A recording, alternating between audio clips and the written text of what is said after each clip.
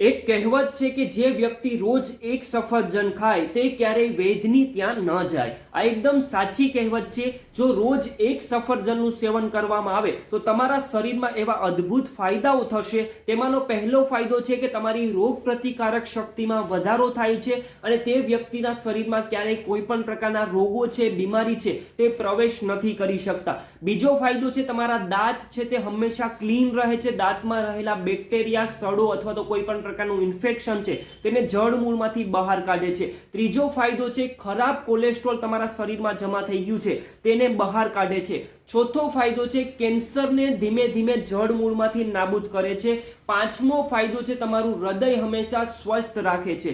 છઠ્ઠો ફાયદો છે લીવરમાં રહેલા જે ટોક્સિન છે, વધારાના બેક્ટેરિયા છે, તેને ખેંચીને બહાર કાઢે છે. અને સાતમો ફાયદો છે કે જે લોકોને ભૂખ ન લાગવાની સમસ્યા છે તેને જડ મૂળમાંથી ખતમ કરે છે. હવે સફરજનનું સેવન તમારે ક્યારે કરવાનું છે?